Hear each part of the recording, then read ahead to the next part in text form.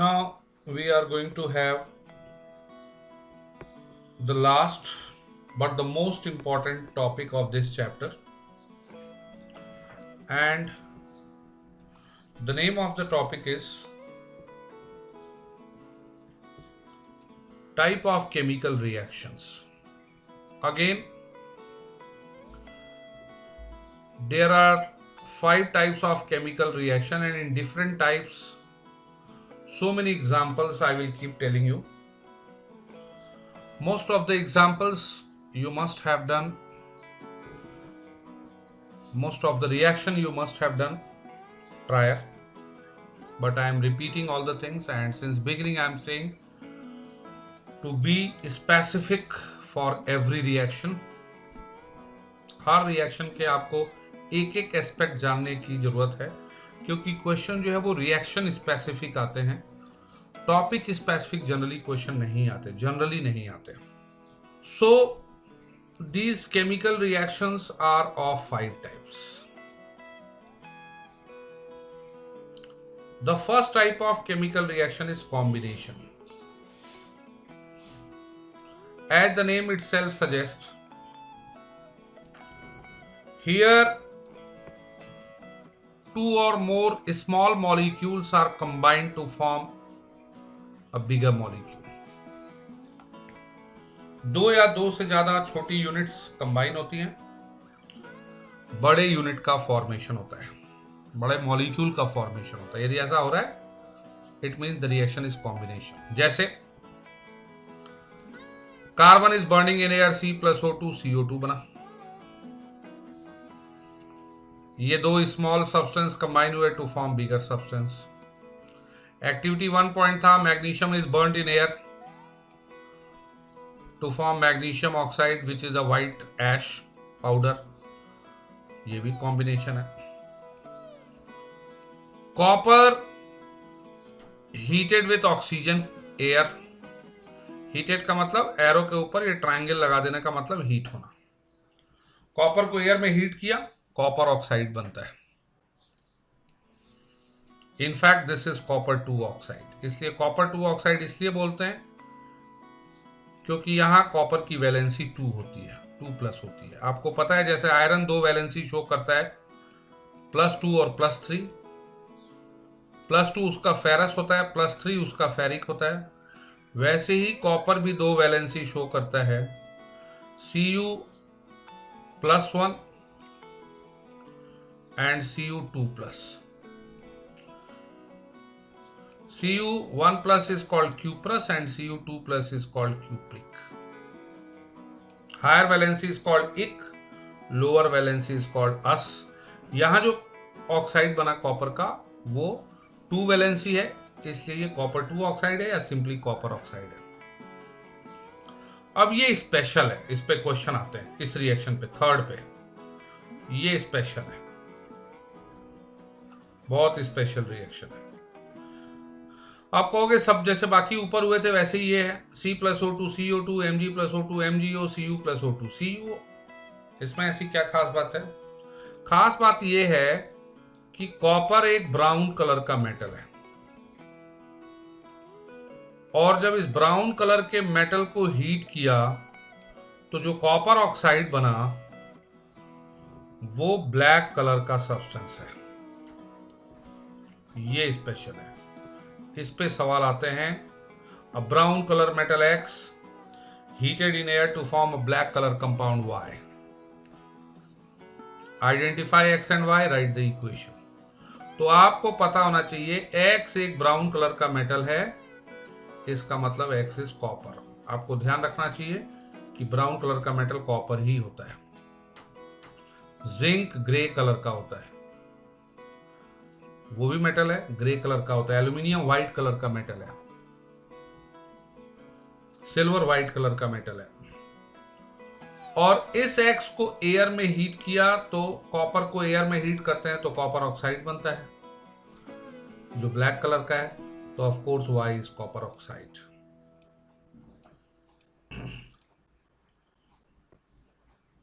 तो X हो गया कॉपर, Y हो गया कॉपर ऑक्साइड, और फिर इक्वेशन दे दो. ये कॉम्बिनेशन है, ये सारे कॉम्बिनेशन है. क्योंकि इन सब में small units are combined to form bigger unit. Combination का एक और इक्वेशन है जो आपने पहले भी पढ़ा है, और वो भी एक नहीं कई बार पढ़ा है पहले, और वो है स्लेकिंग ऑफ लाइम। ये पहले कई बार मैं बता चुका हूं पिछली क्लासेस में। स्लेकिंग ऑफ लाइम का मतलब होता है व्हेन द लाइम का मतलब होता है quick lime, calcium oxide, when it is reacted with water, quick lime reacts with the water to form slake lime. Calcium oxide react with the water to form calcium hydroxide. This calcium hydroxide is called slake lime. ये भी एक combination reaction है क्योंकि इसमें देखो small units are combined to form bigger unit. Calcium hydroxide बन रही है। इस रिएक्शन में क्या चेंजेस देखने को मिलते हैं ये भी मैं बता चुका हूं आपको। ये रिएक्शन एक्सोथर्मिक होती है, हीट का इवोल्यूशन होता है, और हीट की इवोल्यूशन होने की वजह से ही this reaction takes place with a hissing sound, and if it touch the vessel in which the reaction takes place, the vessel feel warmer, we will feel warmer, solution feel warmer, or the vessel in which the solution is taking place that also feels warmer if we touch the solution, because the reaction is highly exothermic in nature. ये जो slaking of lime है पहले कई बार बता चुका हूं, ये text book में एक्टिविटी के फॉर्म में दे रखा है, और वो है एक्टिविटी 1.4। 3 एक्टिविटी तो हम शुरू से ही कर रहे हैं। Magnesium ribbon burn in air, lead nitrate heated with potassium iodide, zinc granules reacted with dilute acid। ये 3 एक्टिविटी तो है, ये 1.1, 1.2, 1.3, ये 1.4 है स्लेकिंग ऑफ लाइम। ये सब कॉम्बिनेशन रिएक्शन है क्योंकि इन सब के दौरान smaller units are combined to form bigger unit. और चूंकि स्लेकिंग ऑफ लाइम की बात हो रही है तो एक चीज और जो मैंने पहले भी बता रखा है, एक बार और मैं रिपीट करना चाहता हूं। यहाँ पे लाइम से रिलेटेड जितनी इंफॉर्मेशन आपको जाननी चाहिए एक साथ बता देता हूं ताकि आप ध्यान रखो।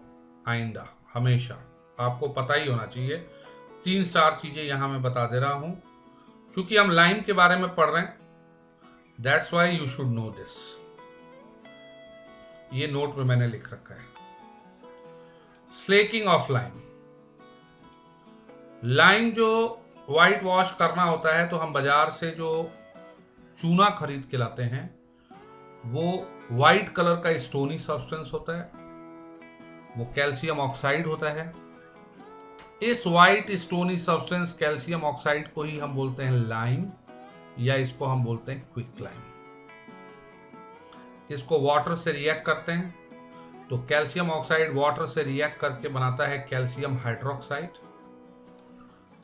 ये है calcium hydroxide which is also called slake lime, और हीट इवॉल्व होती है। इस पूरे रिएक्शन को in which quick lime react with the water to form slake lime, इस पूरे रिएक्शन को ही हम बोलते हैं स्लेकिंग ऑफ लाइम। नाउ ये जो स्लेक लाइम है, इस स्लेक लाइम और वाटर के मिक्सचर को, सोल्यूशन को हम बोलते हैं मिल्क ऑफ लाइम, या इसको हम बोलते हैं लाइम वाटर सोल्यूशन, जो व्हाइट वॉशिंग में काम आता है। यही सब्सटेंस व्हाइट वॉशिंग में काम आता है। तो आपसे कोई पूछे कि what substance is used in white washing, तो आप यही कहोगे solution of slack lime and water, या लाइम वाटर। लाइम वाटर भी बोल दो तो गलत नहीं है, क्योंकि लाइम को जैसे ही पानी में हम डालेंगे, lime will no more remain in the form of lime, lime will immediately convert into slake lime. Therefore, the mixture of slake lime and water is called lime water solution.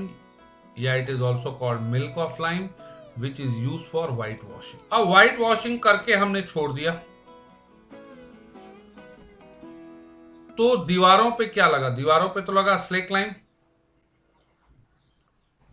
क्योंकि आपने solution use किया है lime और water का जिसमें slack lime present है। ये slack lime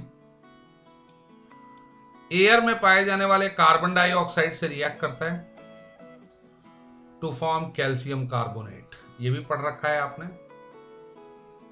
lime water test के दौरान मैंने बताया था, कार्बन डाइऑक्साइड के लाइम वाटर टेस्ट में, ये जो कैल्शियम कार्बोनेट है वो शाइनी सब्सटेंस है। तो वॉल पे जो शाइनी सब्सटेंस, व्हाइट वॉश के बाद जो शाइनी अपीयरेंस आता है, it is due to formation of calcium carbonate.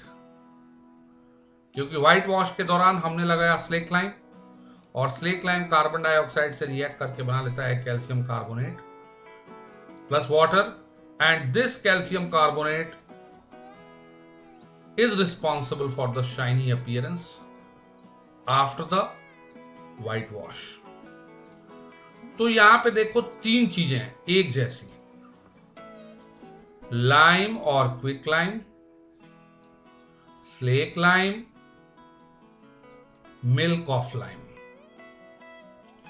Lime is calcium oxide, CaO.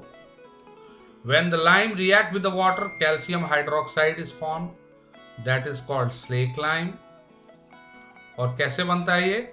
जब लाइम जो है वो वाटर से रिएक्ट करता है तो अब ये बनता है, जिसको हम स्लेकिंग ऑफ लाइम बोलते हैं। और इस स्लेक लाइम और वाटर के सोल्यूशन को हम बोलते हैं मिल्क ऑफ लाइम, या it is also called lime water solution, which is of white colour, which is use for the white wash. तो ये तीनों टर्म के बारे में पूछा जाता है आपसे कि differentiate between the three term, lime, quick lime, slack lime and milk of lime. तो इन तीनों का कॉन्सेप्ट मैंने समझा दिया। हम पहले टाइप ऑफ रिएक्शन पढ़ चुके हैं, which is called combination reaction.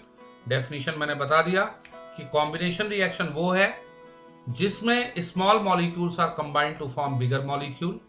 Example is C+O2 CO2,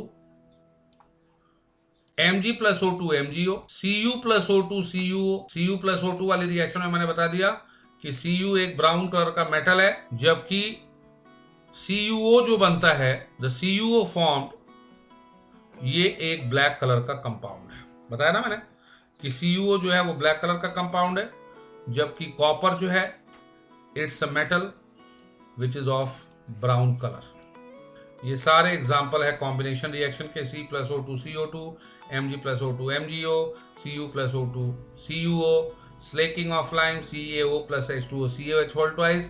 These all are the examples of combination reaction. Now the second type of reaction is decomposition.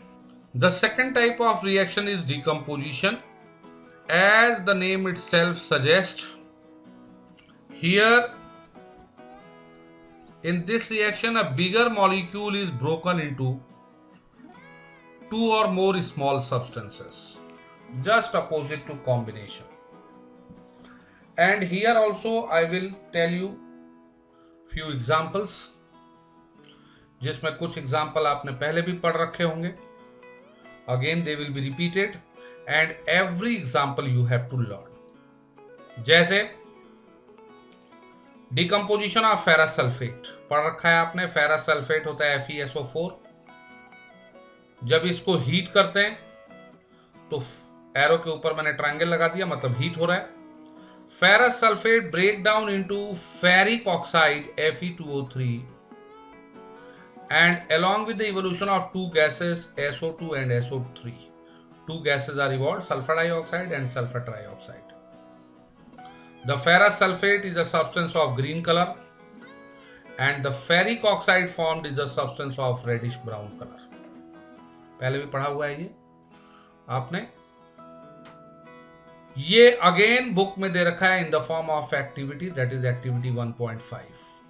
Heat करने पे फेरस सल्फेट का green colour reddish brown में turn हो जाता है, क्योंकि reaction के दौरान फेरस सल्फेट टूटता है और फेरिक ऑक्साइड बनता है which is of reddish brown color and that's why there is a change in color observed। ये एक डिकम्पोजिशन रिएक्शन है, और इसलिए डिकम्पोजिशन है क्योंकि इसमें बड़ा मॉलिक्यूल स्मॉलर मॉलिक्यूल में ब्रेक डाउन हो रहा है। लास्ट क्लास में मैंने इंडोथर्मिक रिएक्शन बताई थी और इंडोथर्मिक में 3 एग्जाम्पल मैंने दिए थे। Decomposition of ferrous sulphate, decomposition of calcium carbonate, decomposition of lead nitrate.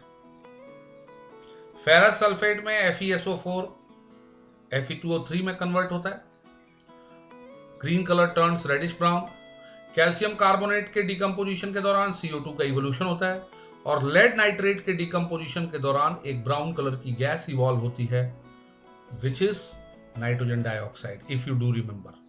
वो तीनों ही एग्जाम्पल यहां रिपीट हो जाएंगे and they all are the example of decomposition reaction. जैसे एक्टिविटी 1.5 हो गया, decomposition of ferrous sulphate.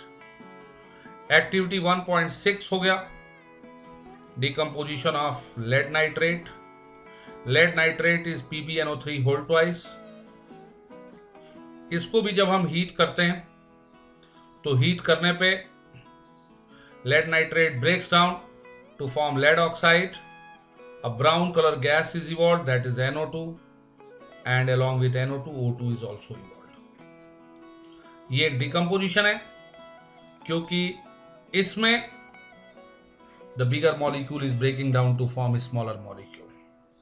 This is given in the form of activity 1.6. What is observed during this reaction? This activity during the decomposition of lead nitrate, there is evolution of a brown color gas.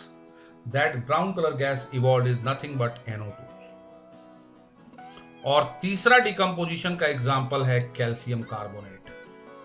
Calcium carbonate को again जब हम heat करते हैं तो calcium carbonate breaks down to form CaO and CO2। ये तीनों decomposition reaction है, ferrous sulphate का डिकम्पोजिशन, लेड नाइट्रेट का डिकम्पोजिशन और कैल्शियम कार्बोनेट का डिकम्पोजिशन। ये तीनों डिकम्पोजिशन है क्योंकि तीनों में bigger unit is broken into form smaller unit और तीनों डिकम्पोजिशन हीट की वजह से हो रहे हैं, therefore they are called thermal decomposition. एक और मैं एग्जांपल ले रहा हूं डिकम्पोजिशन का, वो एक्टिविटी 1.7 के फॉर्म में दे रखा है, that is electrolysis of water. Electrolysis of water. Electrolysis का मतलब हुआ, यह भी रिएक्शन पहले पढ़ा हुआ है लेकिन थोड़ा और डिटेल में बता देता हूं इस रिएक्शन के बारे में। Electrolysis is made up of 2 word. Electro 1 word, lysis another word. Electro means electricity और lysis का मतलब हुआ to break down. To break down. तो ओवरऑल इलेक्ट्रोलाइसिस का मतलब हुआ to break down a substance by passing electricity. ऊपर जो डिकम्पोजिशन हुआ था, ब्रेक डाउन हुआ था, वो हीट की वजह से हुआ था। यहां ब्रेक डाउन जो हो रहा है वो इलेक्ट्रिसिटी की वजह से हो रहा है। अब वाटर की जब हमें इलेक्ट्रोलिसिस करनी होती है तो वाटर में हम करंट पास करते हैं।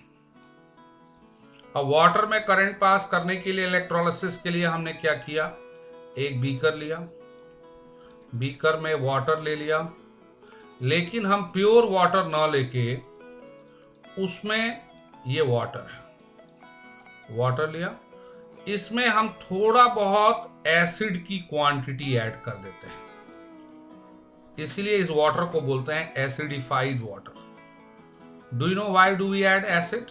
ये भी क्वेश्चन है कि क्यों एसिड डालते हैं। हम एसिड इसलिए डालते हैं क्योंकि प्योर वाटर इलेक्ट्रिसिटी कंडक्ट नहीं करता। प्योर वाटर इलेक्ट्रिसिटी का बैड कंडक्टर है। एसिड डालने पे एसिड अपने फ्री आयंस प्रोड्यूस करता है और एसिड की वजह से it makes the water a good conductor. तो एसिड हम इसीलिए डालते हैं। ये भी एक क्वेश्चन है, why do we add acid? We add acid to make it good conductor. अब चूंकि इसमें इलेक्ट्रिसिटी पास करना है तो 2 इलेक्ट्रोड लेते हैं। एक इलेक्ट्रोड को हम जोड़ देते हैं बैटरी के प्लस से और दूसरे इलेक्ट्रोड को हम जोड़ देते हैं बैटरी के माइनस से। द इलेक्ट्रोड ये माइनस से जोड़ दिया, जो प्लस से जुड़ा वो हो गया एनोड, जो बैटरी के माइनस से जुड़ा वो हो गया कैथोड। और करंट पास करते हैं। करंट पास करते हो तो ये रिएक्शन होती है, 2H2O टूट जाता है H2 में और O2 में। 2H2 और O2 में। एनोड और कैथोड दोनों पे गैसेस इवॉल्व होती हैं। एनोड पे जो गैस इवॉल्व होती है वो होती है O2 और कैथोड पे जो गैस इवॉल्व होती है वो होती है H2। देखने से ना तो पता चलेगा कि H2 है O2 है, क्योंकि देखने में दोनों कलरलेस, ओडरलेस, टेस्टलेस होते हैं। इसमें जो खास बात है, जो ऑब्जर्व होती है, जो हमें देखने को मिलेगा, that's why it is given in the form of activity, वो ये है कि गैस दोनों जगह मिलते हैं, एनोड पे भी कैथोड पे भी, लेकिन कैथोड पे जो मिलने वाली गैस है इसका वॉल्यूम एनोड पे इवॉल्व होने वाली गैस के डबल होता है। Volume of hydrogen which is obtained at cathode is double the volume of oxygen, और ऐसा इसलिए होता है ड्यू टू दिस इक्वेशन की स्टोइशियोमेट्री की वजह से। आप देखो 2 वाटर ब्रेक डाउन होता है, तो 2 वाटर ब्रेक डाउन होकर बनता है 2H2 + 1O2। तो ये दिख रहा है कि हाइड्रोजन के जो मोल्स हैं वो ऑक्सीजन के डबल हैं, और चूंकि मोल्स डबल हैं हाइड्रोजन के, इसलिए इसका वॉल्यूम भी डबल होता है।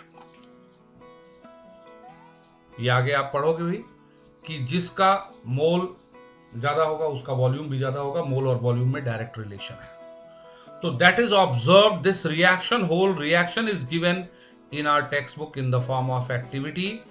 On electrolysis of acidified water, we get 2 different gases. Water breaks down to form H2 and O2. H2 is evolved at cathode, O2 is evolved at anode, and the volume of the gas at cathode, that is H2, is double the volume of the gas evolved at anode, that is O2. ये है activity 1.6। ये सारे decomposition है, चाहे ferrous sulphate का decomposition हो या calcium carbonate का डिकम्पोजिशन हो या लेड नाइट्रेट का डिकम्पोजिशन हो, वो हीट की वजह से थे, ये इलेक्ट्रिसिटी की वजह से। और मैं एक और एग्जांपल बताऊंगा इंपॉर्टेंट रिएक्शन डिकम्पोजिशन में। आई will let you no this is the reaction, और वो है decomposition of silver chloride या silver bromide. Again important reaction. Again this is given in the form of activity in the textbook. Activity 1.8, decomposition of silver chloride and silver bromide. Silver chloride होता है AgCl, ये white colour का होता है। इसको सिर्फ sunlight में रख दो, एक्सपोज कर दो ओपन एयर में, तो सिल्वर क्लोराइड टूट जाता है, लाइट की वजह से ही टूट जाता है। और टूट के सिल्वर क्लोराइड टूटेगा तो क्या अलग होगा, Ag अलग, Cl अलग। ये बन गया Ag और ये बन गया Cl। Cl is evolve in the form of Cl2 gas. Balance करें तो ये 2Ag, ये 2AgCl। AgCl breaks down to form Ag and Cl2. This AgCl या AgBr को करें, बिल्कुल AgBr में भी यही होता है। AgBr एक व्हाइट कलर का सब्सटेंस है, सनलाइट में एक्सपोज करो, Ag और Br2 में टूट जाएगा। Br2 ये मत लिख देना, कई बार बच्चे लिख देते हैं AgCl breaks down to form Ag and Cl. That's not correct, क्योंकि ठीक है Ag और Cl में टूटता है, लेकिन सिल्वर तो Ag के फॉर्म में नेचर में पाया जाता है, लेकिन क्लोरीन Cl के फॉर्म में नहीं पाया जाता, Cl2 के फॉर्म में पाया जाता है। That's why instead of writing Cl we should write Cl2।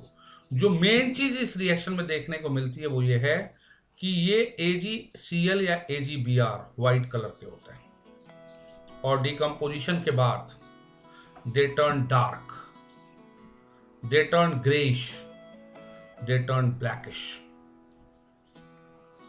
White powdery substance AgCl, when exposed to sunlight, it turns grayish, it turns blackish, or it becomes dark due to this decomposition reaction.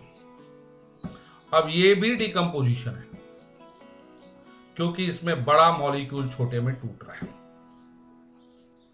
Understand? इस reaction में दो चीजें आपको जाननी है, दो special information है regarding this particular reaction. पहली चीज तो ये रिएक्शन सनलाइट में होती है, therefore it is called photochemical reaction. ये एक फोटोकेमिकल रिएक्शन है। एक और बहुत कॉमन फोटोकेमिकल रिएक्शन है फोटोसिंथेसिस। वो सारी रिएक्शन जो लाइट में होती हैं वो फोटोकेमिकल है। तो एक तो ये फोटोकेमिकल रिएक्शन है। दूसरी, ये जो रिएक्शन है वो ब्लैक एंड व्हाइट फोटोग्राफी में काम आती है। ये इसका कॉमर्शियल इंपॉर्टेंस है। ब्लैक एंड व्हाइट फोटोग्राफी या एक्सरे की फिल्म आपने देखी होगी। एक्सरे की फिल्म जो है वो व्हाइट कलर का होता है शुरू में। जब उस पर रेडिएशन से एक्सपोज करते हैं तो जिस पार्ट पे रेडिएशन पड़ती है वो तो हो जाता है डार्क ब्लैक, और जिस पार्ट पे रेडिएशन नहीं पड़ती वो व्हाइट ही रहता है, और ब्लैक एंड व्हाइट के कॉम्बिनेशन में हमें शीट मिल जाती है। वैसे ही जब ब्लैक एंड व्हाइट फोटोग्राफी होती थी तो ऐसा ही होता था। कैमरे की रोल होती थी, उस पे AgCl की लेयर होती थी। जिस पार्ट में लाइट पड़ा वो तो हो गया डार्क, और जिस पे लाइट नहीं पड़ा वो व्हाइट ही रहता था। उससे पहले नेगेटिव बनता था और नेगेटिव से पॉजिटिव प्रिपेयर करते थे। That is the importance of this reaction. बहुत सारी चीजें इस रिएक्शन के बारे में मैंने बता दी। ये एक डिकम्पोजिशन रिएक्शन है क्योंकि बड़ा मॉलिक्यूल छोटे में टूट रहा है। इस रिएक्शन में, इस एक्टिविटी में हमें यह देखने को मिलता है कि white colour substance breaks down to form grey. This reaction is called photochemical reaction and this reaction is used in photography. अब कई सारे फॉर्म्स में क्वेश्चन पूछे जाते हैं, कई सारे फॉर्म्स में। In several forms the questions are being asked. A white color substance X when kept in open air it become dark. Identify the substance, write the reaction.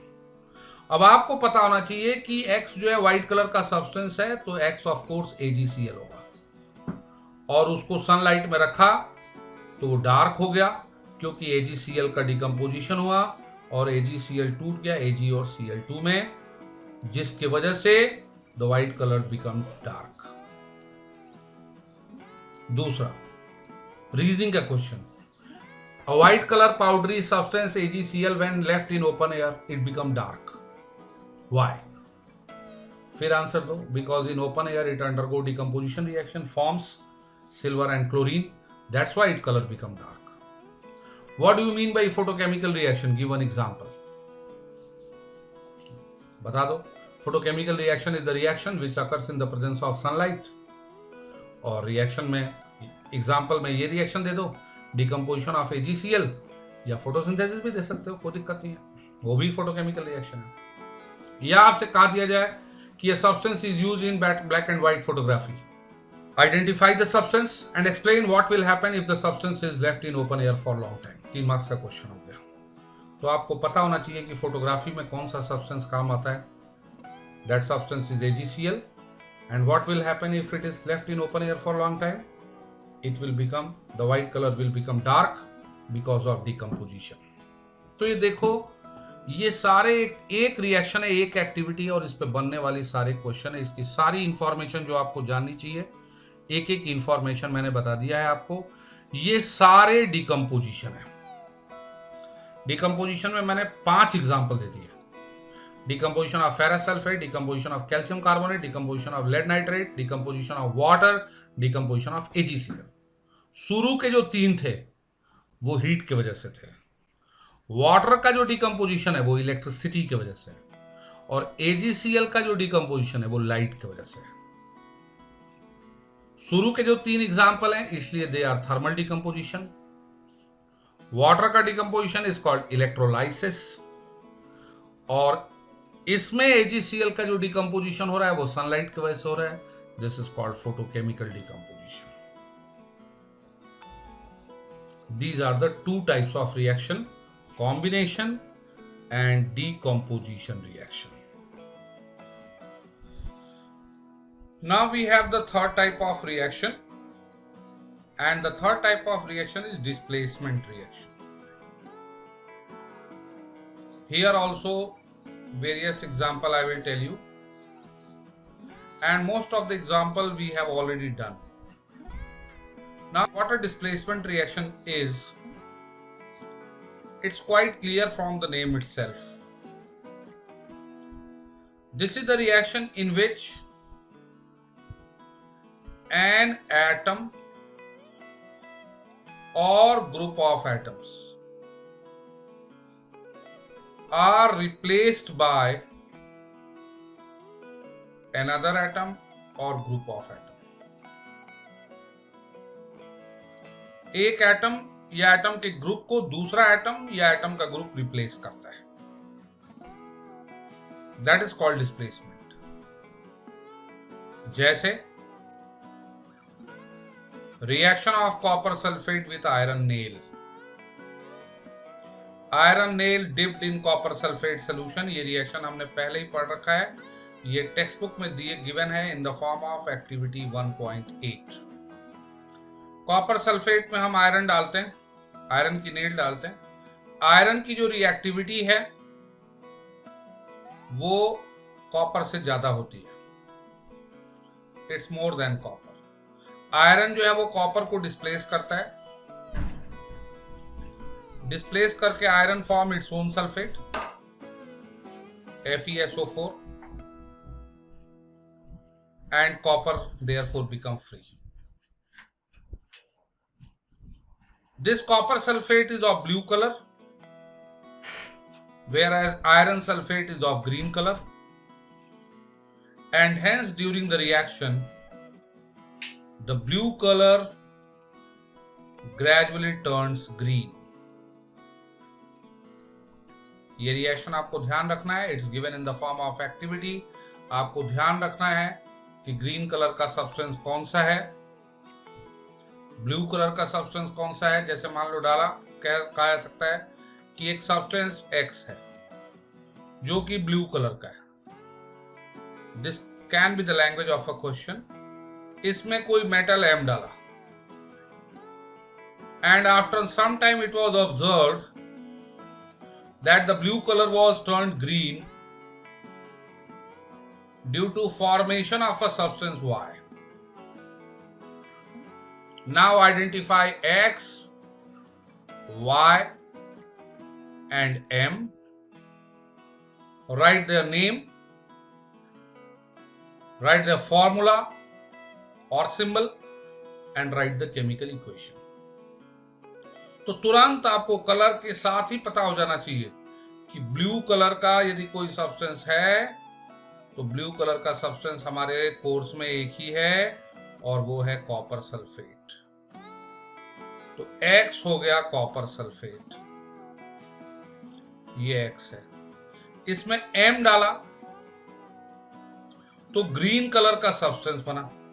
अब ग्रीन कलर का substance होता है ferrous sulphate. अब copper sulphate से ferrous sulphate तब बनेगा जब copper sulphate में हम आयरन डिप करेंगे. माने ये जो मेटल M है वो और कुछ नहीं है, ये आयरन है. और जब रिएक्शन हुआ तो चूंकि आयरन की रिएक्टिविटी कॉपर से ज्यादा है, आयरन ने कॉपर को डिस्प्लेस किया, बना FeSO4. Copper become free.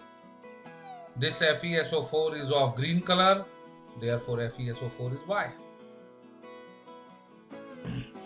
This is called displacement reaction, in which an atom or group of atom is replaced by another atom or group of atoms.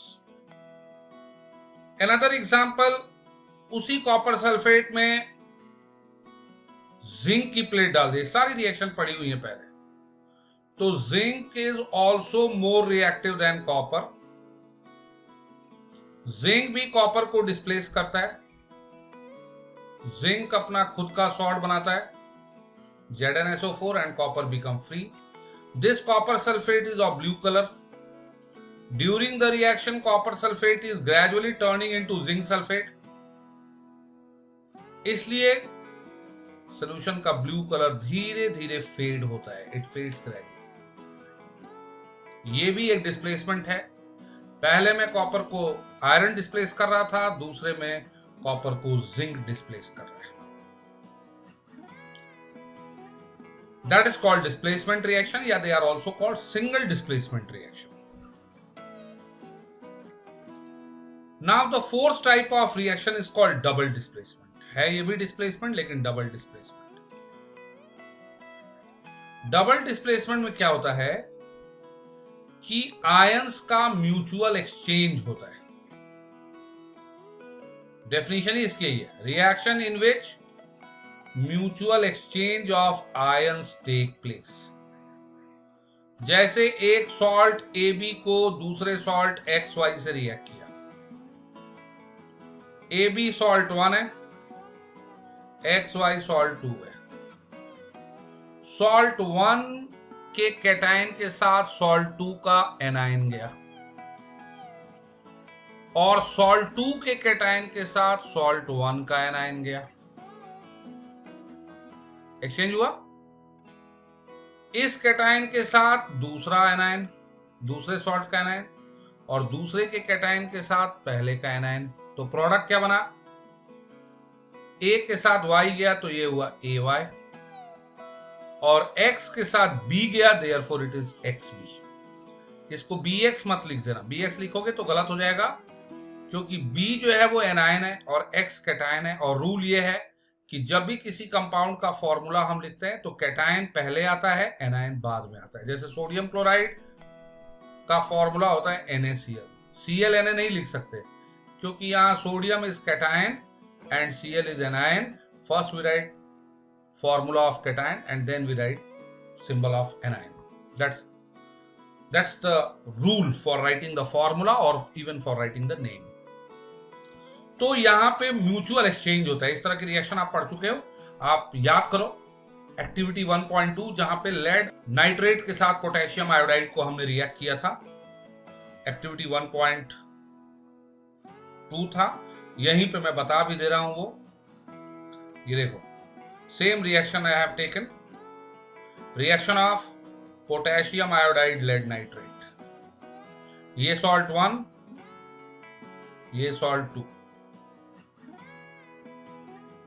Salt 2 के cation के साथ 1 का anion गया तो lead का बना आयोडाइड. लेड आयोडाइड हो गया PbI2 जो येलो कलर का प्रेसिपिटेट होता है.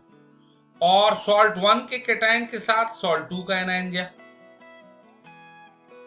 Got it? माने इसके साथ ये गया.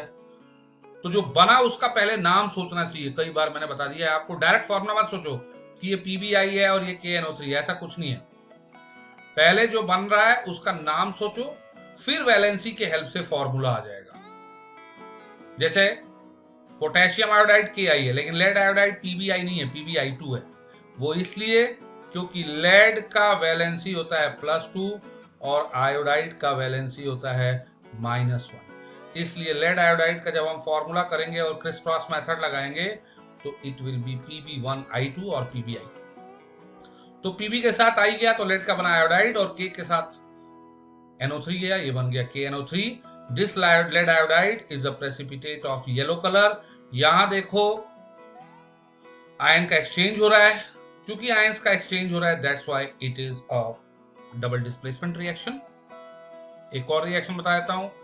Barium chloride reacted with sodium sulphate. ये टेक्स्ट बुक की एक्टिविटी है. ये एक्टिविटी 1.9 है टेक्स्ट बुक की. 1.8 कॉपर सल्फेट प्लस आयरन वाला था जिसमें blue colour was turning green. ये एक्टिविटी 1.9 है जिसमें बेरियम क्लोराइड को हम रिएक्ट करते हैं सोडियम सल्फेट से. Barium chloride BaCl2, sodium sulphate Na2SO4. पहले जो बनेगा उसका नाम सोचो जैसा कि मैंने बताया. अब बेरियम के साथ ये सल्फेट आएगा और सोडियम के साथ ये क्लोराइड आएगा. बेरियम सल्फेट होता है BaSO4, सोडियम सल्फेट Na2SO4 है लेकिन बेरियम सल्फेट BaSO4 है. क्यों? क्योंकि बेरियम और सल्फेट दोनों की वैलेंसी 2 होती है, एक की +2 और एक की -2. इसलिए फॉर्मूला हुआ BaSO4. तो BaSO4 बना और सोडियम क्लोराइड बना. ये सोडियम क्लोराइड के साथ गया तो बना सोडियम क्लोराइड, ये बन गया सोडियम क्लोराइड. ये जो बेरियम सल्फेट है ये व्हाइट कलर का कर्ड लाइक प्रेसिपिटेट होता है. देखो कितने सारे सब्सटेंस आ गए अलग अलग कलर के। व्हाइट कलर का पूरे चैप्टर में देखो, एक बार मैं याद कराने की कोशिश करता हूं। एक पूरे चैप्टर में एक सब्सटेंस यूज हुआ था येलो कलर का। वो जो येलो कलर का प्रेसिपिटेट मिला था, याद है किसका था? वो येलो कलर का प्रेसिपिटेट PbI2 का था। Green colour FeSO4, this is of green colour. Blue colour copper sulphate is of blue colour. Slack lime white colour. यहां बेरियम सल्फेट बना, ये प्रेसिपिटेट है। स्लेक लाइम प्रेसिपिटेट नहीं होता, लेकिन व्हाइट कलर का सोल्यूशन होता है। ये BaSO4 प्रेसिपिटेट व्हाइट कलर का। स्लेक लाइम में कार्बन डाइऑक्साइड पास करते हैं तो मिल्की व्हाइट कलर आता है due to precipitate of calcium carbonate. ये सारे जितने भी कलरफुल सब्सटेंसेस हैं, they all you have to remember.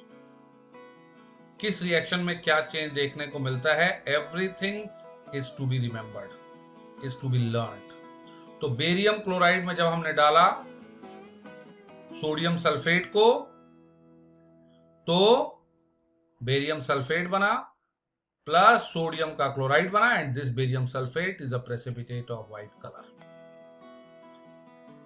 This is activity 1.9। Test tube में बेरियम क्लोराइड लो, उसमें थोड़ा सोडियम सल्फेट डालो।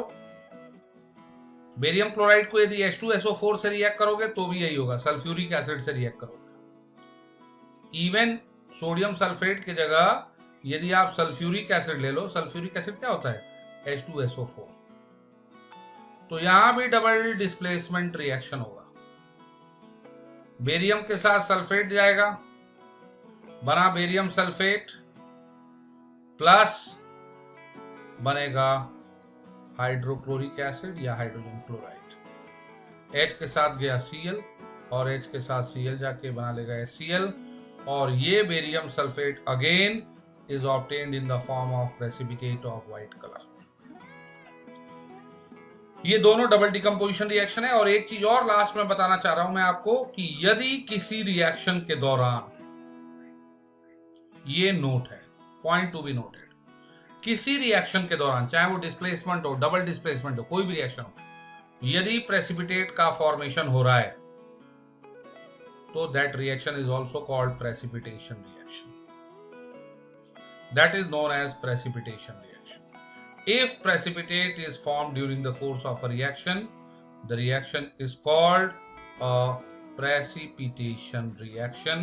चाहे वो displacement हो या double displacement हो, if it is accompanied with the formation of precipitate, then it is precipitation reaction. तो ये चार तरह की रिएक्शन हो गई: combination, decomposition, displacement, double displacement, and the last kind of reaction is redox reaction. This is fifth type of reaction, redox reaction.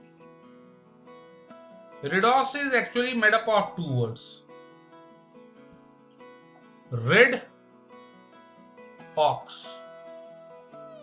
red का मतलब reduction, ox का मतलब ऑक्सीडेशन। अब ऑक्सीडेशन और रिडक्शन को डिफाइन करने के दो कॉन्सेप्ट हैं। एक तो ऑक्सीडेशन और रिडक्शन के लिए मॉडर्न अप्रोच है, जिसको इलेक्ट्रॉनिक कॉन्सेप्ट बोलते हैं, वो हमारे सिलेबस में नहीं है, लेकिन फिर भी मैं लास्ट में बता दूंगा, but it's not in our syllabus. और दूसरी रिडॉक्स के लिए जो डेफिनेशन है ऑक्सीडेशन रिडक्शन के लिए, वो है इसकी classical definition, old definition. Oxidation का मतलब होता है gaining oxygen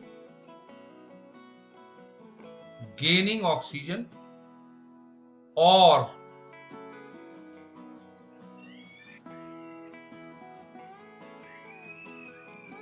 removal of hydrogen. दोनों में से कुछ भी हो रहा हो, दोनों नहीं, दोनों में से कुछ भी, बीच में लगाया मैंने और। यदि कोई सब्सटेंस ऑक्सीजन गेन कर रहा है या हाइड्रोजन रिमूव कर रहा है, it will undergo oxidation.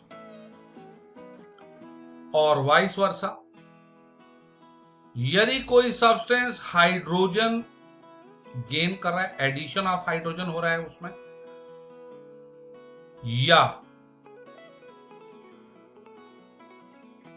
Oxygen का रिमूवल हो रहा है, बीच में है और,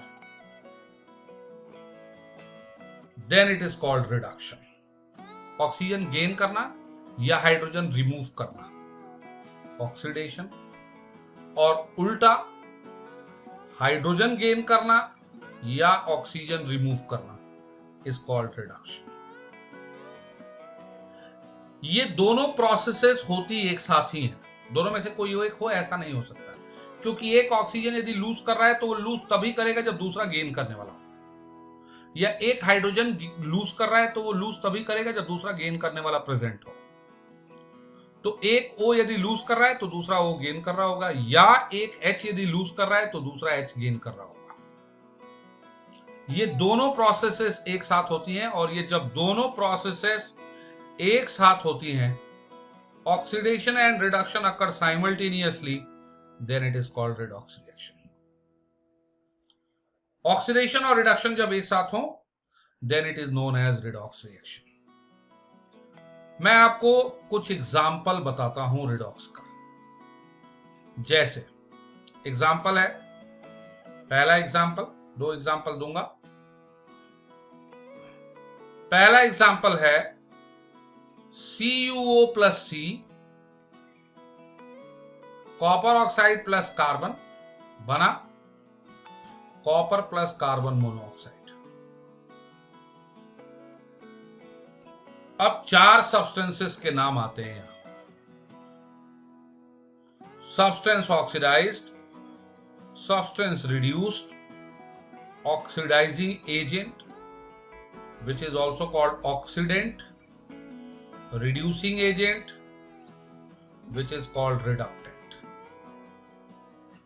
पूछ दिया जाएगा कि एक रिएक्शन है, इसमें बताओ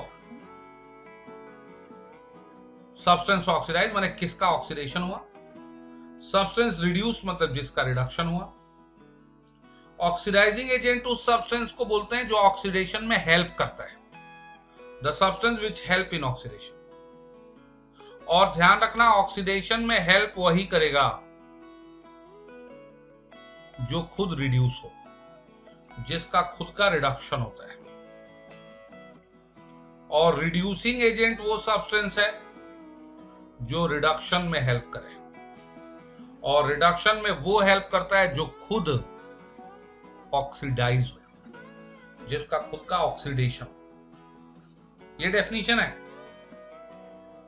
oxidant they help in oxidation,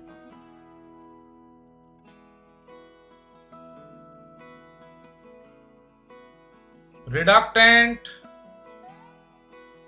help in reduction, जो रिडक्शन में हेल्प करे, खुद का, इसका तो होगा रिडक्शन और इसका होगा ऑक्सीडेशन। खैर, पहले हम ये बात करते हैं इसमें ऑक्सीडेशन रिडक्शन किसका होगा। आप देखो कि इस पूरे रिएक्शन में ट्रांसफर किसका हो रहा है, ट्रांसफर हो रहा है O का, यहां H का कोई लेना देना नहीं है।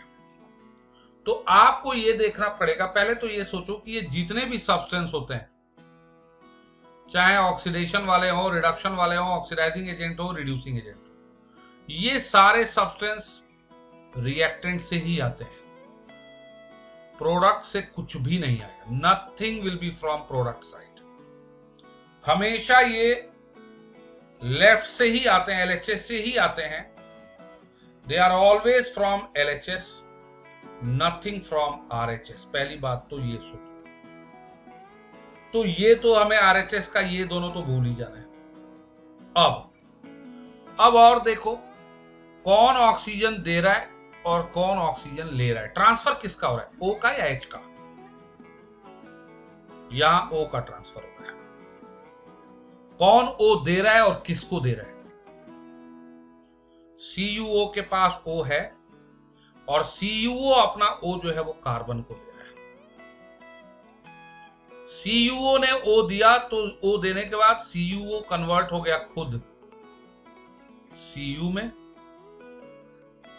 और कार्बन जो है वो O लेने के बाद कन्वर्ट हो गया कार्बन मोनोऑक्साइड में। तो यहां देखो कौन O दे रहा है, कौन दे रहा है? CuO, और आपको पता है जो O देता है उसका होता है रिडक्शन। तो सब्सटेंस रिड्यूस्ड इज CuO। फिर देखो O लिया किसने? ये मत सोचना कि कॉपर ने ऑक्सीजन दिया, कॉपर और कार्बन मोनोऑक्साइड का तो कुछ हुआ ही नहीं, ये तो राइट हैंड साइड के सब्सटेंस है, इनका तो कुछ नहीं हुआ। इसने CuO ने O दिया और कार्बन ने लिया, कार्बन ने लिया। चूंकि इसने O दिया इसलिए इसका हो गया रिडक्शन, और इसने O लिया इसलिए इसका हो गया ऑक्सीडेशन। तो substance oxidised is C, substance reduced is CuO। Oxidising agent वो सब्सटेंस होगा जिसका खुद का रिडक्शन हो, क्योंकि मैंने बताया ये ऑक्सीडेशन में हेल्प करते हैं और खुद रिड्यूस होते हैं। तो ये हो गया CuO, और रिड्यूसिंग एजेंट वो सब्सटेंस होगा जिसका खुद का ऑक्सीडेशन हो, वो हो गया कार्बन। ये दोनों तो अपोजिट हो जाएंगे, नाम के अपोजिट। ऑक्सीडाइज और रिड्यूस में इस तरह अपने सर्च को आपको आसान करना है। पहले तो LHS RHS दोनों पूरे इक्वेशन में आप सिर्फ LHS पे फोकस करो रिएक्टेंट में। फिर देखो ट्रांसफर किसका हो रहा है, O का या H का, वो डिसाइड कर लिया आपने। फिर तीसरी चीज देखो कौन O लूज कर रहा है और कौन O गेन कर रहा है। जिसने O लूज किया उसका हो गया रिडक्शन, और जिसने O गेन किया उसका हो गया ऑक्सीडेशन, क्योंकि removal of O is reduction and gaining of O is oxidation. Am I clear? Am I clear to all? एक और एग्जाम्पल बताता हूं, लेकिन ये एग्जाम्पल जो है वो मैं बता रहा हूं in terms of H। Reaction है HBr plus Cl2 HCl plus Br2, ये एग्जाम्पल 2 है। अब फिर यहां पे चार substance, substance oxidised, substance reduced, oxidising agent, reducing agent. अब आपको पता है कुछ भी जो है वो प्रोडक्ट से नहीं होगा, तो ये साइड तो एक बार भूल ही जाओ, रिएक्टेंट से होगा। अब अपने सर्च को और आसान करो। ट्रांसफर किसका हो रहा है, H का हो रहा है या O का हो रहा है? C, which substance is transferred? Of course यहां पे O का नहीं हो रहा, यहां ट्रांसफर H का हो रहा है, H। फिर देखो तीसरी चीज, कौन H लूज कर रहा है और कौन गेन कर रहा है। HBr कन्वर्ट हो रहा है Br2 में, यहां पे इसके पास H है, यहां विदाउट H है। यहां Cl विदाउट H है, यहां Cl के पास H आ गया। इसका मतलब ये हुआ कि HBr जो है अपना H इसको दे दे रहा है, Cl2 को। HBr चूंकि H दे रहा है और देने के बाद खुद किस में कन्वर्ट हुआ HBr? HBr H देने के बाद कन्वर्ट हो गया Br2 में, और Cl2 ने H लिया और लेने के बाद कन्वर्ट हो गया HCl में। तो चूंकि HBr H दे रहा है और H का देना इज कॉल्ड ऑक्सीडेशन, इसलिए substance undergoing oxidation will be HBr। Cl2 चूंकि H ले रहा है, therefore substance reduced will be Cl2 और अपोजिट ऑक्सीडाइजिंग एजेंट वो सब्सटेंस है, oxidising agent is the substance जिसका खुद का रिडक्शन हुआ, और रिड्यूसिंग एजेंट वो सब्सटेंस है जिसका खुद का ऑक्सीडेशन हुआ। तो ऑक्सीडाइजिंग एजेंट यहां हो गया Cl2 और रिड्यूसिंग एजेंट हो गया जिसका खुद का ऑक्सीडेशन हुआ, दैट इज HBr। इस तरह से आपको डिटेक्ट करना है एक रिडॉक्स में कि which substance will undergo oxidation and which substance will undergo reduction। और एक चीज और इसके लास्ट में मैं बता दूं, पूछा जाता है जो भी दो मैंने एग्जाम्पल दिए रिडॉक्स के, ये दोनों रिएक्शन चाहे HBrCl2 वाले हों, चाहे HBrCl2 वाले रिएक्शन हो या CuOC वाले हो, इसमें चूंकि O और H का ट्रांसफर हो रहा है तो ये रिडॉक्स तो हाई है, लेकिन साथ में CuO plus C, HBr plus Cl2, ये दोनों रिडॉक्स तो है क्योंकि यहां O का ट्रांसफर हो रहा है, यहां H का ट्रांसफर हो रहा है, लेकिन साथ में ये दोनों की दोनों रिएक्शन डिस्प्लेसमेंट भी है। ये पूछा जाता है 3 मार्क का इंपॉर्टेंट क्वेश्चन है, can a displacement reaction be a redox reaction? Yes, एक डिस्प्लेसमेंट रिएक्शन जो है वो रिडॉक्स भी हो सकता है। देखो यहां पे कौन किसको डिस्प्लेस कर रहा है? अभी कॉपर के साथ ऑक्सीजन था, कार्बन जो है ऑक्सीजन खुद ले गया, कार्बन का खुद का ऑक्साइड बन गया और कॉपर फ्री हो गया, तो डिस्प्लेसमेंट हो रहा है। कौन किसको डिस्प्लेस कर रहा है? कार्बन जो है वो डिस्प्लेस कर रहा है कॉपर को, तो रिडॉक्स तो है ही है, डिस्प्लेसमेंट भी है। यहां देखो H जो है वो Br के साथ है, Cl2 के साथ रिएक्ट किया, Cl2 की रिएक्टिविटी ज्यादा होती है, Cl2H को अपने साथ ले गया और ले गया, खुद कन्वर्ट हो गया HCl में, और चूंकि H ले गया तो Br यहां से H हट गया तो HBr will convert into Br2 without H हो गया। तो यहां कौन किसको डिस्प्लेस कर रहा है? यहां Cl जो है वो डिस्प्लेस कर रहा है Br को, Br की जगह पे Cl खुद आ जा रहा है और Br को फ्री कर दिया। तो ये एक रिडॉक्स रिएक्शन भी है और साथ में डिस्प्लेसमेंट रिएक्शन भी है। इंपॉर्टेंट सवाल है, can a redox reaction be a displacement और can a displacement reaction be a redox? Of course a displacement can be a redox, of course it can be. तो ये 5 तरह की रिएक्शंस हो गई। पहला कॉम्बिनेशन, दूसरा डिकम्पोजिशन, तीसरा डिस्प्लेसमेंट, चौथा डबल डिस्प्लेसमेंट, पांचवा रिडॉक्स। अब लास्ट चीज इस चैप्टर का बचा है, example of redox in our day to day life. Where does redox occur in our day to day life?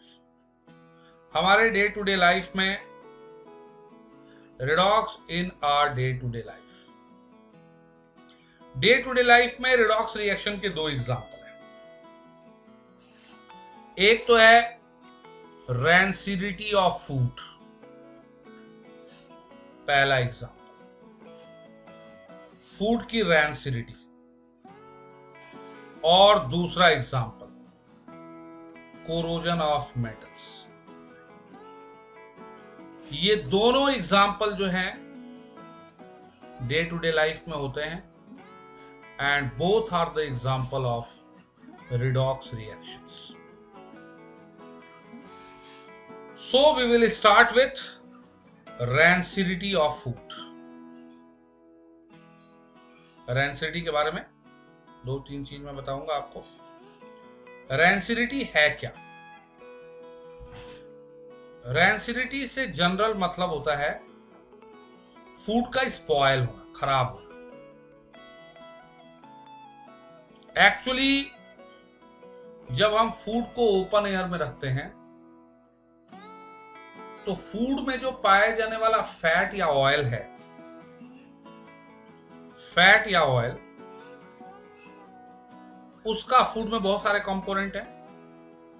Food में कार्बोहाइड्रेट होता है, प्रोटीन होता है, फैट होता है, ऑयल होता है, विटामिन होता है, बहुत सारी चीजें होती है फूड में। फूड में पाए जाने वाला जो फैट या ऑयल है, ये कंपोनेंट आपको ध्यान रखना है, इसका स्लो ऑक्सीडेशन होता है, जिसके वजह से फूड में एक बैड स्मेल और बैड टेस्ट डेवलप होती है। इसी फिनोमिनन को हम बोलते हैं रैंसिडिटी। अब इसी को आप अपने वर्ड्स में लिख लो तो वो पूरी रैंसिडिटी की डेफिनेशन हो जाएगी। वर्ड्स में लिख लो, कोई दिक्कत नहीं याद करने की। It is the phenomenon in which food develops an unpleasant smell and unpleasant taste। और क्यों होता है ऐसा? Due to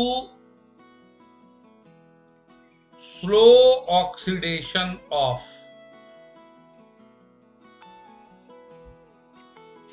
fat or oil present in it when the food is left in open air for a long time। या तो इसको इस तरह से डिफाइन कर दो, लिख दो, या स्ट्रेट वर्ड्स में लिख लो कि when the food is left in open air for a long time, the fat or oil present in it undergoes slow oxidation, due to which the food develops a bad smell and the bad taste। Phenomenon is called rancidity। That's it। हो गया rancidity, यही है rancidity। तो ध्यान रखना, rancidity में food में bad smell और बैड टेस्ट डेवलप होता है। और क्यों डेवलप होता है?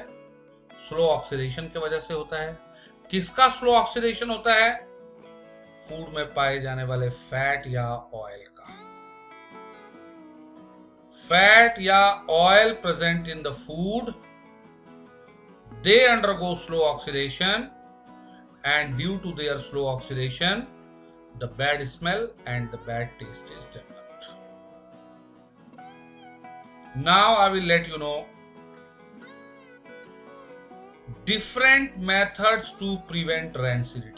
ये नॉर्मल टॉपिक है भाई, आपके घर पे भी खाना को खराब होने से बचाने के लिए जनरली क्या क्या प्रिकॉशनरी मेजर्स लिए जाते हैं, आपकी मॉम लेती हैं। That are the different methods to prevent the food from rancidity. There are various method, और उन वेरियस मेथड में जो पहला और सबसे कॉमन मेथड है वो है यूज ऑफ रेफ्रिजरेटर। क्या आपको लगता है रेफ्रिजरेटर के यूज क्यों हम करते हैं?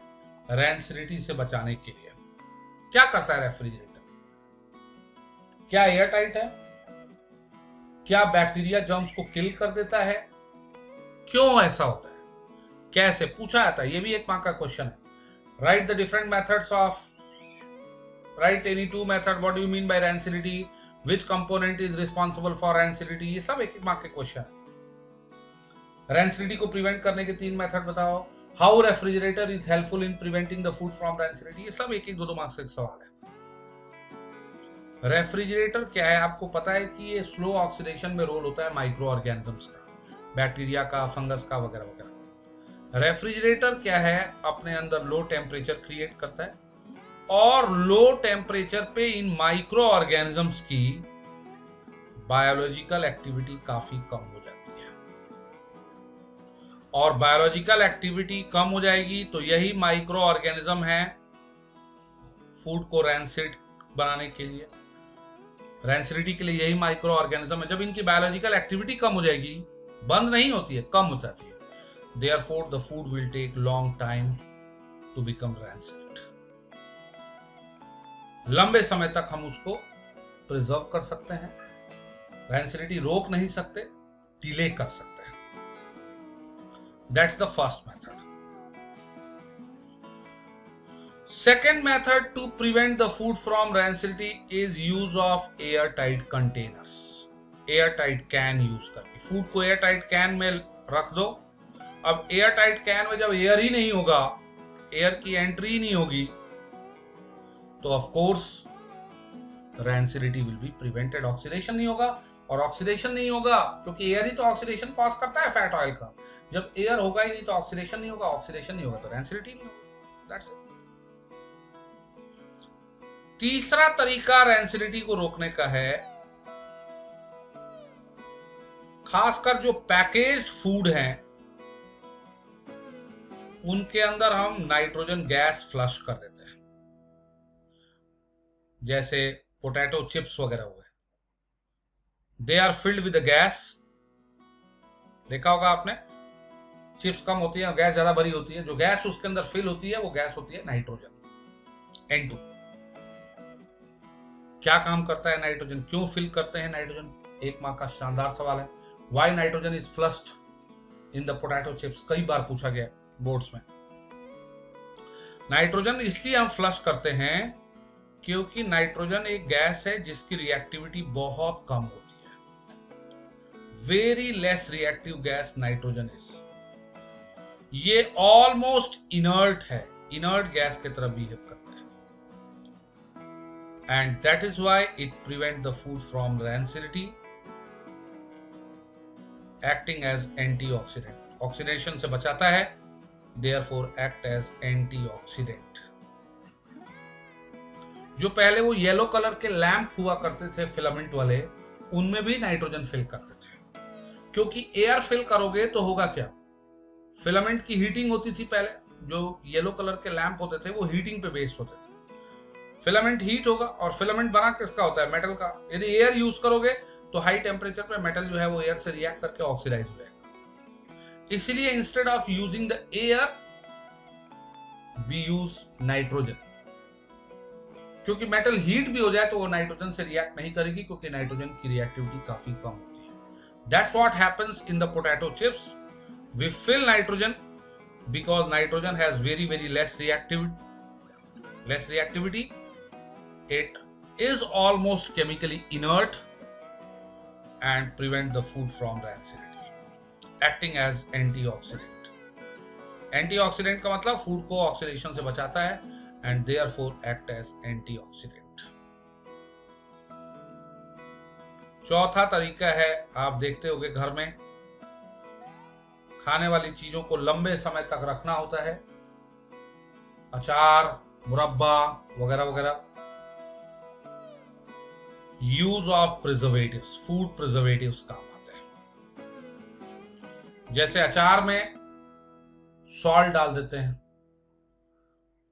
आंवले का मुरब्बा वगैरह हो तो उसमें शुगर का एक्सेस क्वांटिटी ऑफ शुगर होता है, शुगर सोल्यूशन होता है. बाजार में जो पाए जाने वाले फ्रूट जूसेस वगैरह हैं, फ्रूट जूसेस, स्क्वैशेस, उनमें सल्फर के कंपाउंड्स होते हैं. They all are preservative. Vinegar होता है, पिकल्स में विनेगर भी काम आता है.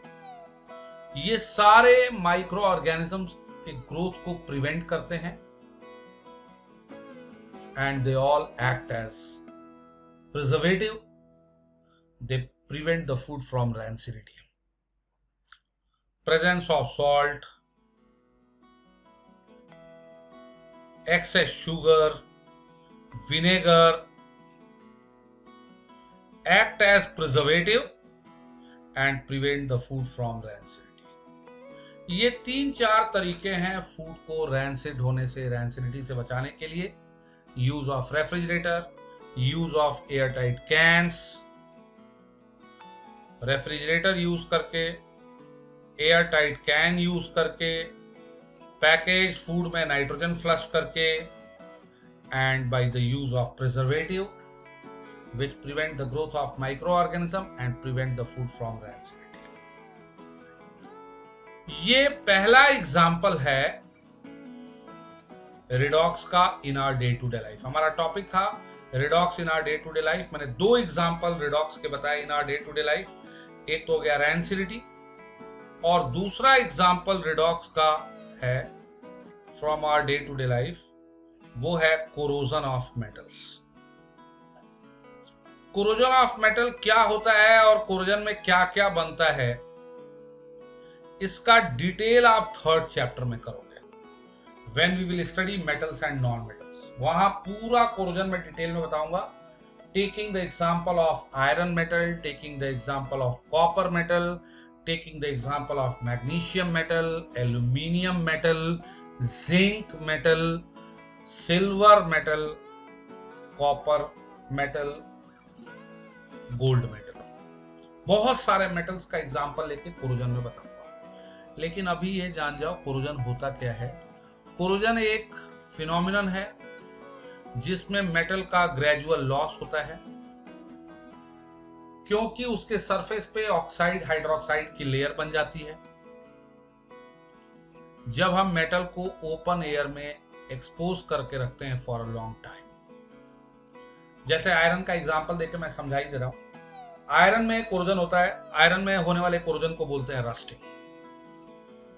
ध्यान रखना, rusting word is used only for iron. अब रस्टिंग में क्या है कि आयरन को हम ओपन एयर में एक्सपोज करते हैं, तो जो आयरन के एटम है वो एयर मॉइस्चर से रिएक्ट करते हैं, और एयर मॉइस्चर से रिएक्ट करके आयरन के चारों तरफ, ये आयरन का मेटल है, चारों तरफ ये आयरन के जो एटम्स हैं जो एयर मॉइस्चर से एक्सपोज हो रहे हैं, वो एयर मॉइस्चर से रिएक्ट करते हैं और चारों तरफ ब्राउन कलर के रस्ट की कोटिंग बना लेते हैं। फिर धीरे धीरे जो रस्ट की कोटिंग है वो हट जाती है।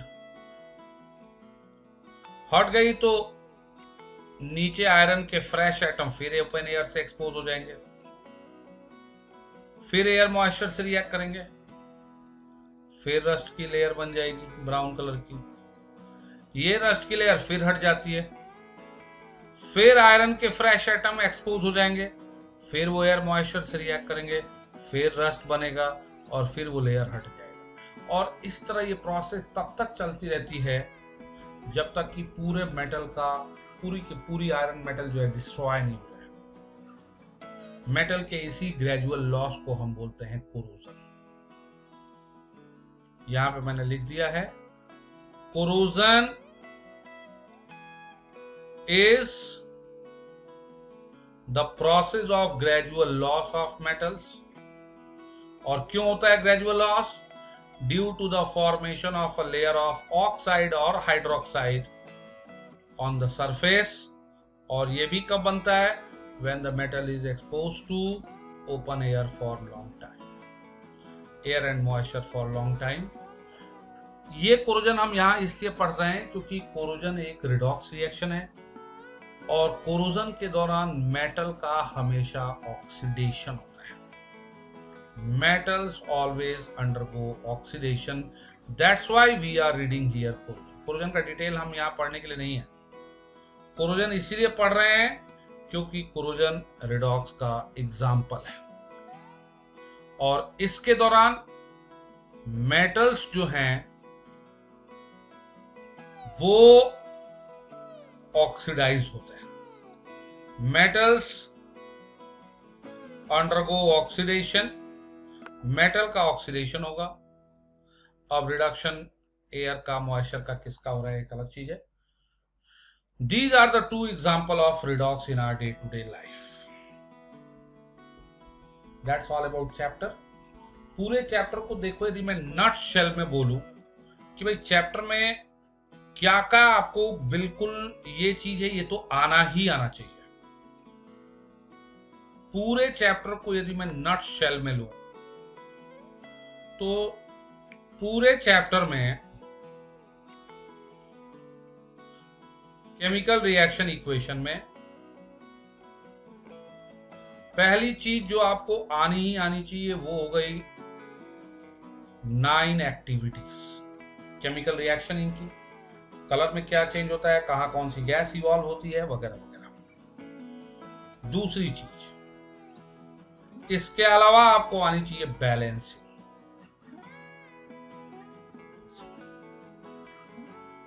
इसका इन एक्टिविटी से कोई लेना देना नहीं है, बैलेंसिंग आपको आनी चाहिए। और तीसरी चीज आपको आनी चाहिए रिडॉक्स रिएक्शन। कौन सी रिएक्शन रिडॉक्स होगी, कौन ऑक्सीडाइज होगा, कौन रिड्यूस होगा, इंक्लूडिंग रैंसिडिटी ऑफ फूड, क्योंकि रैंसिडिटी भी रिडॉक्स के अंदर ही है, तो रिडॉक्स इंक्लूडिंग रैंसिडिटी। ये 3 चीजें यदि आपको आती हैं तो आप समझ जाओ 90% चैप्टर तो आपको आता ही है।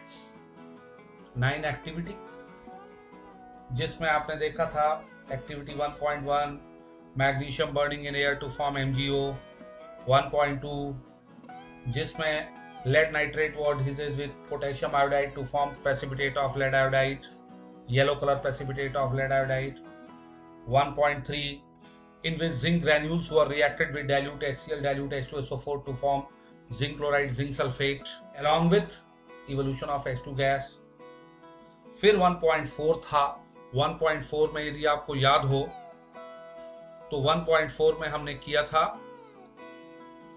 स्लेकिंग ऑफ लाइम, जिसमें क्विक लाइम के ऊपर वाटर डालते हैं तो स्लेक लाइम का फॉर्मेशन होता है, हीट इवॉल्व होती है और रिएक्शन हिसिंग साउंड के साथ होता है। That was 1.4। 1.5 था फेरस सल्फेट का thermal decomposition of ferrous sulphate to form reddish brown colour ferric oxide along with evolution of SO2, SO3। 1.6 था लेड नाइट्रेट का decomposition, thermal decomposition to form lead oxide plus NO2 plus SO2, brown colour की gas evolve होती है NO2 की। 1.7 था electrolysis of water, 2H2O acidified water की electrolysis करते हैं, 2H2 प्लस O2 बनता है। Volume of hydrogen is double the volume of oxygen, hydrogen evolve होती है कैथोड पे, ऑक्सीजन इवॉल्व होती है एनोड पे। That was 1.7।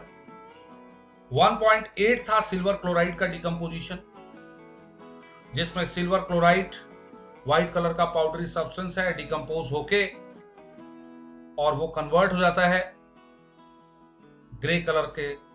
ग्रे या डार्क कलर के सब्सटेंस में, विच इज कॉल्ड फोटोकेमिकल रिएक्शन, क्योंकि रिएक्शन सनलाइट में होती है। और 1.9 था कॉपर सल्फेट के अंदर हम आयरन नेल डालते हैं तो आयरन सल्फेट का फॉर्मेशन होता है and blue colour gradually turns green. ये 9 activity along with balancing and redox